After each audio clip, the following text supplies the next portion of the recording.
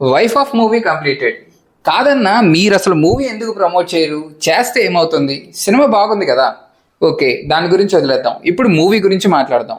Plot ఏంటంటే, అవని అనే అమ్మాయి కదా, మ్యారేజ్ అయింది ఓకే. ఆ నెక్స్ట్ తన లైఫ్లో వచ్చిన సిచ్యువేషన్స్ ఏంటి, హౌ షీ హ్యాండిల్డ్ అనేదే స్టోరీ. మూవీలో స్టోరీకి యాడ్ చేసిన ఎలిమెంట్స్ వల్ల ఒక ఫుల్ స్ట్రక్చర్ ఫామ్ అయింది. చాలా ఇంట్రెస్టింగ్ ఎలిమెంట్స్ యూజ్ చేసి కంప్లీట్ మూవీ అంతా ఎంగేజింగ్గా ఉంచారు. అండ్ ఆ స్క్రీన్ ప్లే కూడా పజిల్ క్రియేట్ చేసి ఆ ఫైనల్ ఫిల్లింగ్ అనేది ఇంప్రెసివ్గా ఉంటుంది. కంప్లీట్గా మూవీ అంతా న్యూ లేయర్స్తో కొంచెం రాగా బాగా చూపించారు ఫ్రమ్ స్టార్టింగ్ ఆన్వర్డ్స్.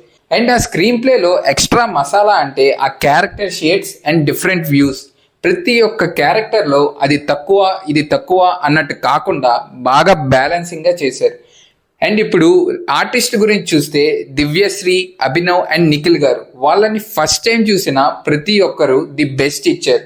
మేజర్గా నచ్చింది ఏంటంటే హీరోయిన్ సీన్స్ కొన్ని యాక్సెప్ట్ చేసేలా ఉంటాయి. లిటరల్గా ఆ సీన్స్ నుండి కొన్ని మగవాళ్ళు నేర్చుకోవాలన్నట్టు ఉంటాయి. మూవీలో ఒక సీన్ ఇక అంతా అయిపోయింది ఏం చేస్తారు అనే టైంకి ఒక ట్విస్ట్తో మళ్ళీ స్టార్ట్ చేయటం బాగుంది. ఏదో అన్నెసరీగా పెట్టాలి అన్నట్టు కాకుండా.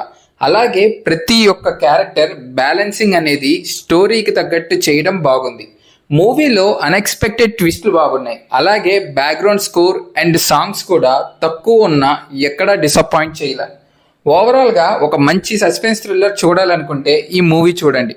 మీకు ఈ రివ్యూ నచ్చినట్టయితే please like, share and subscribe. Thank you.